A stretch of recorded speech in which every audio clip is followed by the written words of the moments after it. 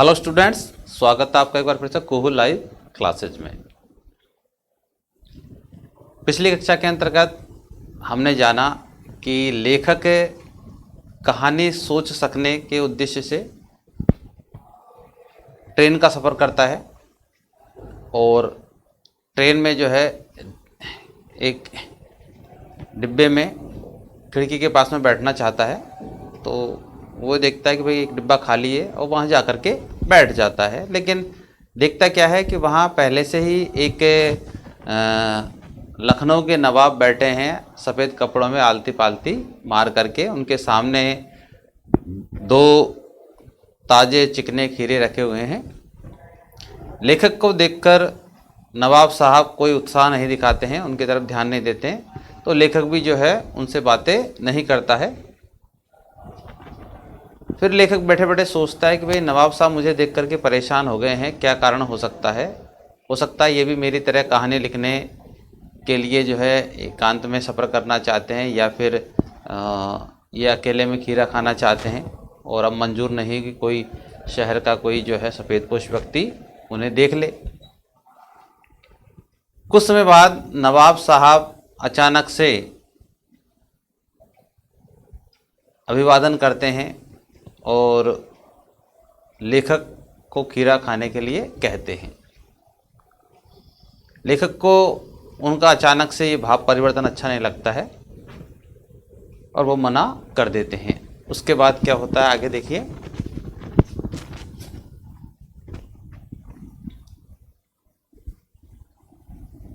तो नवाब साहब ने कहा कि भाई खीरे का शौक फरमाइए। लेखक को ये अच्छा नहीं लगा और उन्होंने जो है मना कर दिया, कृपया आप ही शौक फरमाएं।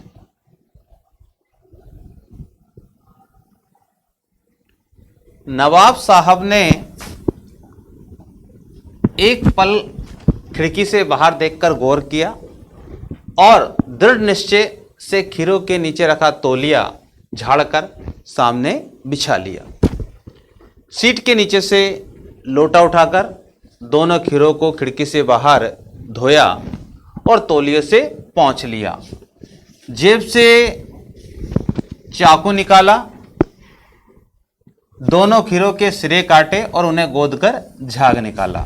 देखिए, जो खीरा खाने का तरीका जानते हैं वो जो है पहले दोनों सिरों को काटते हैं और रगड़ कर जो है झाग निकालते हैं। उससे क्या होता है, जो कशेलापन होता है खीरों में वो निकल जाता है। फिर खीरों को बहुत एहतियात का मतलब होता है सावधानी से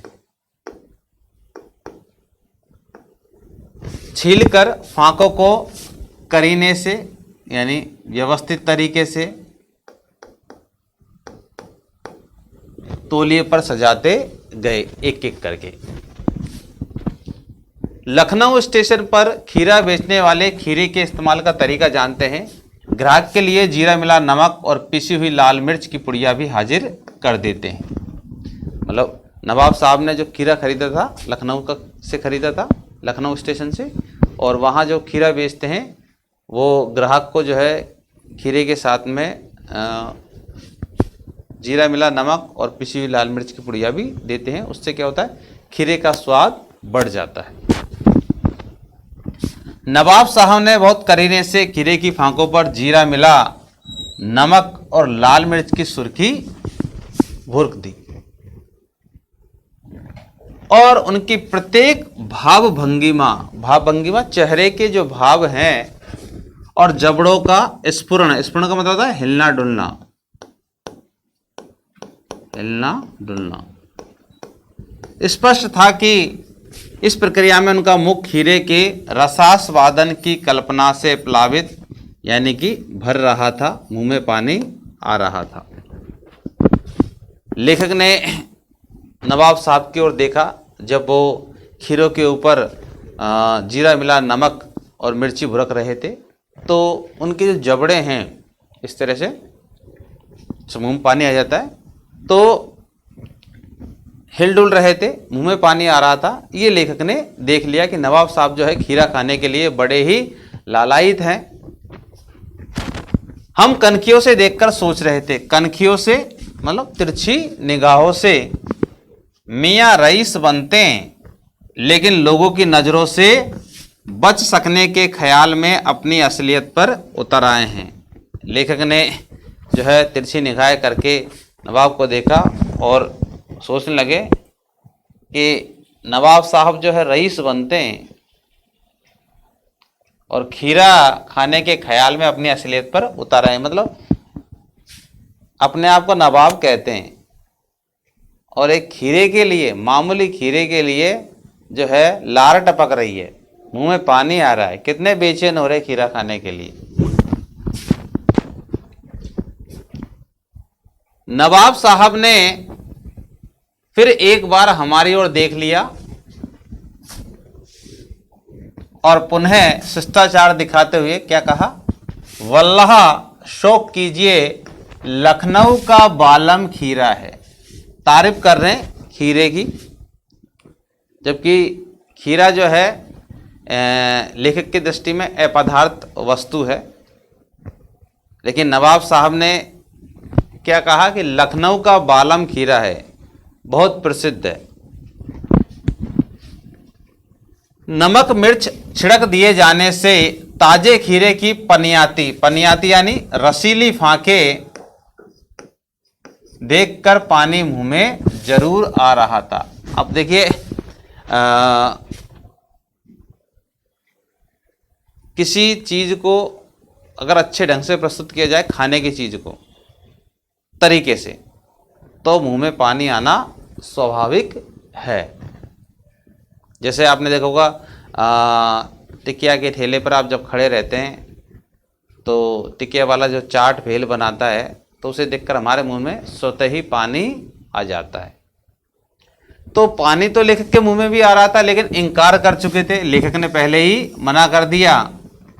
और शिष्टाचार यही कहता है कि भाई आप एक बार खाने के लिए मना कर चुके हैं और सामने वाला दोबारा कहता है तो आपने एक बार मना कर दिया तो मना कर दिया। ये नहीं कि पहले आपने मना कर दिया, दोबारा उसने कहा और आपने जो है उसकी बात को मान लिया, ये गलत है। आत्मसम्मान निभाना ही उचित समझा, उत्तर दिया शुक्रिया। इस वक्त तलब, तलब यानी आवश्यकता या इच्छा, आवश्यकता कह सकते हैं, इच्छा कह सकते हैं, महसूस नहीं हो रही। मैदा भी, मैदा यानी जो पाचन तंत्र है, जरा कमजोर है। किबला शोक फरमाए, किबला का मतलब है कृपया आप ही शोक फरमाए। लेखक ने मना कर दिया कि भाई मुझे इस समय इच्छा नहीं है और मेरा जो पाचन तंत्र है वो भी कमजोर है। खीरा जो है वो जल्दी से पचता नहीं है और जिन लोगों का पाचन तंत्र कमजोर होता है उनसे तो बिल्कुल भी नहीं। तो लेखक ने मना कर दिया। अब देखिए ये दृश्य देखिए, आप इस दृश्य को देखकर आप आसानी से समझ सकते हैं ये लेखक है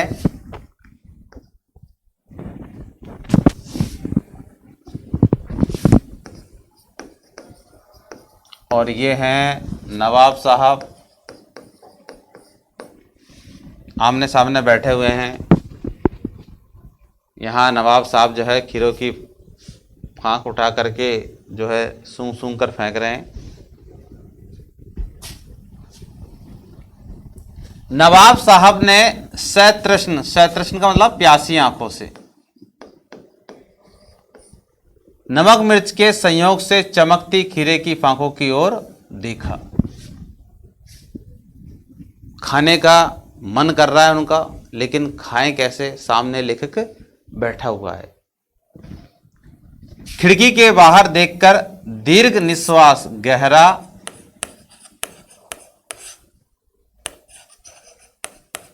श्वास लिया। खीरे की एक फांक को उठाकर होठों तक ले गए और फांक को सूंघा। जैसा कि यहाँ देख ही रहे हैं, खीरे की फांक उठा रखी है, नवाब साहब फांक सूंघ रहे हैं। स्वाद के आनंद में पलकें मुद गई। और देखिए जब कोई खाने की चीज़ बहुत स्वादिष्ट होती है तो हमारी आंखें मुन जाती है स्वाद से। देखोगे ना, मम्मी ने बढ़िया बढ़िया खाना बनाया है और खाने की खुशबू आती है तो हम खुशबू लेते ना, आ हा आता है ना आनंद। तो वैसे ही जो है नवाब साहब को आनंद आ रहा था। स्वाद के आनंद में उनकी पलकें मुंद गई थी।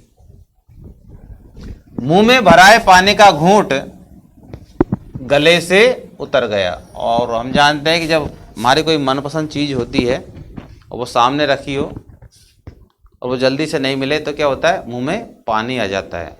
और मुंह में जो पानी आता है ना उसको हम थूकते नहीं हैं, वापस निगल जाते हैं। तो नवाब साहब भी जो है पानी का घूंट जो है निगल गए। तब नवाब साहब ने फांक को खिड़की से बाहर छोड़ दिया।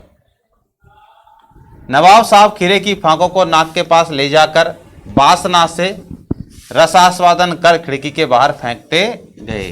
अब क्या किया नवाब साहब ने, एक एक खीरे की फांक को उठाया और मुंह तक ले गए और सूंघा और खिड़की के बाहर फेंक दिया। है आश्चर्य की बात, खाया नहीं है, सूंघा है। नवाब साहब ने खीरे की सब फांकों को खिड़की के बाहर फेंककर तौलिए से हाथ पैर और होठ पोंछ लिए, जबकि होठों तक तो खीरा लगा ही नहीं है। लेकिन नवाब साहब ने जो है होठ पोंछे, मुंह पोंछा है और गर्व से गुलाबी आंखों से हमारी ओर देख लिया और मानो कह रहे हो यह है खानदानी रईसों का तरीका। अब देखिए नवाब साहब ने इस तरह से अपने हाव भाव प्रदर्शित किए लेखक के सामने कि जैसे वो कह रहे हो कि देखो ये है नवाबों का तरीका। नवाब खाते नहीं हैं, सूंघ सूंघ के फेंक देते हैं, तभी तो नवाब है। नवाबों की जीवन शैली जो है आम आदमी से अलग होती है, उनके शौक निराले होते हैं। यही जो है नवाब साहब जताना चाहते थे और इसी प्रयास में उन्होंने जो खीरा खरीदा और जिसे खाने के लिए वो लालायित हो रहे थे उसको फेंकना पड़ा। देखिए यही क्या है, दिखावटी जीवन शैली है। दिखावे के चक्कर में व्यक्ति के अपना ही नुकसान कर लेता है, बाद में पछताता है। जैसा कि नवाब साहब दिखावे के चक्कर में जो है खीरा फेंकना पड़ा। नवाब साहब खीरे की तैयारी और इस्तेमाल से थककर लेट गए।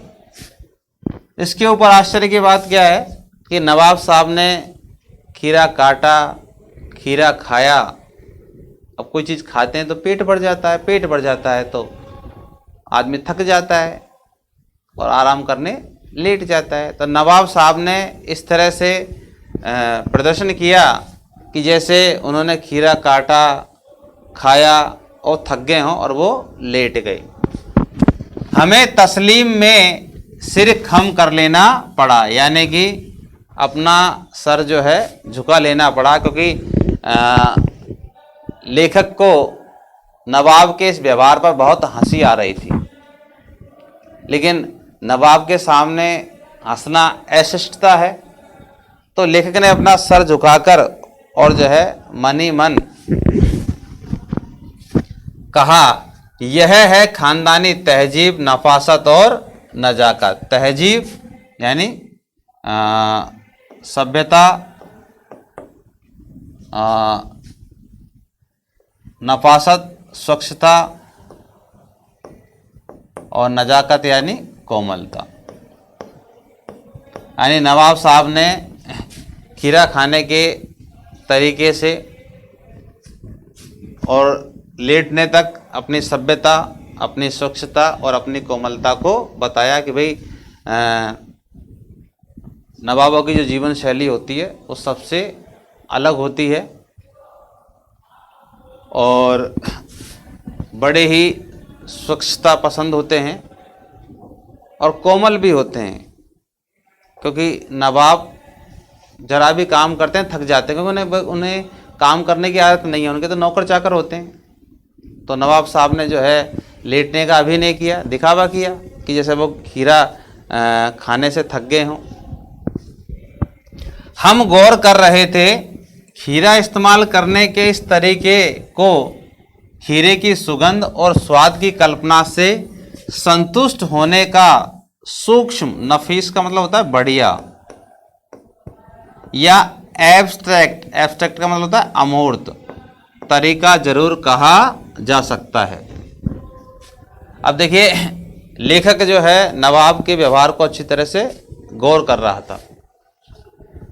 तो नवाब ने खीरे की सुगंध और स्वाद की कल्पना से जो है अपना पेट भर लिया, संतुष्ट हो गया वो। तो लेखक को नवाब का यह तरीका क्या लगा? एब्स्ट्रैक्ट तरीका लगा, नफीस तरीका लगा, बढ़िया तरीका लगा। क्या ये बढ़िया है यार, खीरे को खाया नहीं, सुगंध और स्वाद की कल्पना से ही पेट भर लिया। लेकिन क्या ऐसे तरीके से उदर तृप्ति भी हो सकती है? लेखक प्रश्न कर रहा है अपने आप से कि भाई क्या किसी वस्तु को बिना खाए पेट भरा जा सकता है क्या? बताइए, क्या हम सुगंध और स्वाद की कल्पना से पेट भर सकते हैं? सामान्य तौर पर कहें तो नहीं भर सकते हैं, लेकिन ऐसा कभी कभी हम देखते हैं, जैसे 30 त्योहारों पर हमारे घरों में पकवान बनते हैं तो हमारा सुगंध से पेट भर जाता है, मन नहीं करता है। जैसे दीपावली के दिन आप देखते हैं घर में जो है मिष्ठान पड़े रहते हैं और खाने का मन बिल्कुल भी नहीं है। किसी के घर जाते हैं और वो मान मनोहार करते हैं, हम नहीं खाते हैं। क्यों? सुगंध से और स्वाद की कल्पना से हमारा पेट भर गया है। जबकि अन्य दिनों में अगर मिठाई वगैरह खाने को मिल जाए तो हम झपट पड़ते हैं, लेकिन दीपावली के दिन क्यों? बाजार में जाते हैं, वहाँ भी जो है मिठाइयों के ढेर लगे रहते हैं, उसकी सुगंध, और घर में सब जगह जो है, तो स्वतः ही जो है हमारा पेट भर जाता है।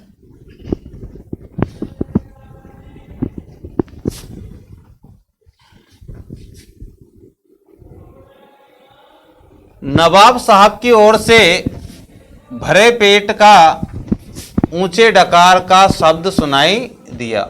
उसके ऊपर और देखिए नवाब साहब ने क्या किया? डकार और ले ली। जैसे खीरा खाया हो, पेट भर गया, तो पेट भरने के बाद में क्या था? डकार आती है।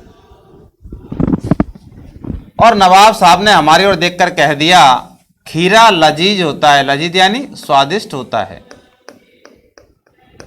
लेकिन होता है शकील। शकील का मतलब होता है कठिन होता है, नामुराद मैदे पर बोझ डाल देता है। यानी कि खीरा स्वादिष्ट होता है, लेकिन जो है पाचन में जो होता है वो कठिन होता है, क्योंकि खीरा आसानी से पचता नहीं है। और जो हमारा पाचन तंत्र है उसको भी ज़्यादा मेहनत करनी पड़ती है, क्योंकि खीरा जल्दी से पचता नहीं है। ज्ञान चक्षु खुल गए, ज्ञान चक्षु खुल गए। नवाब के इस व्यवहार से लेखक के ज्ञान चक्षु खुल गए। यानी कि नवाब के इस व्यवहार से लेखक को ज्ञान प्राप्त हुआ। क्या ज्ञान प्राप्त हुआ? कि भाई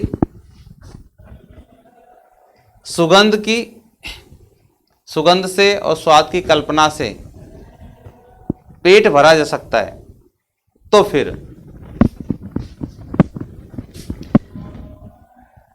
खीरे की सुगंध और स्वाद की कल्पना से पेट भर जाने का डकार आ सकता है, तो बिना विचार, बिना घटना और बिना पात्रों के लेखक की इच्छा मात्र से नई कहानी क्यों नहीं बन सकती है? लेखक ने नवाब के व्यवहार से नई कहानी के लेखकों पर व्यंग किया है कि भाई जब नवाब खीरे की सुगंध से और स्वाद की कल्पना से पेट भर सकता है और उसको डकार आ सकती है, तो जो नई कहानी के लेखक हैं वो बिना विचार के, बिना घटना के, बिना पात्रों के अपनी मर्जी से कहानी क्यों नहीं लिख सकते? बिल्कुल लिख सकते हैं। जब नवाब जो है बिना खाए पेट भर सकता है सुगंध से और स्वाद की कल्पना से, तो जो नई कहानी के लेखक होते हैं वो बिना विचार, बिना घटना, बिना पात्रों के अपनी मर्जी से कहानी लिख सकते हैं। तो लेखक ने नवाब के व्यवहार से किस पर व्यंग किया है? नई कहानी के लेखकों पर, क्योंकि नई कहानी के लेखक जो हैं बिना घटना, बिना विचार, बिना पात्रों की कहानी लिख देते हैं, जबकि कहानी लेखन के लिए घटना, विचार, पात्रों का होना बहुत ही जरूरी है।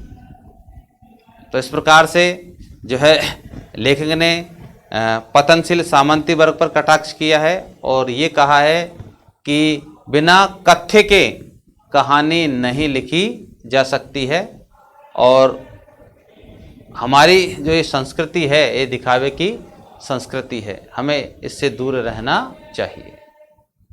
तो उम्मीद करता हूँ ये जो पाठ है आपके समझ में आ गया होगा। मिलते हैं अगली कक्षा में, तब तक के लिए इजाज़त दीजिए। धन्यवाद।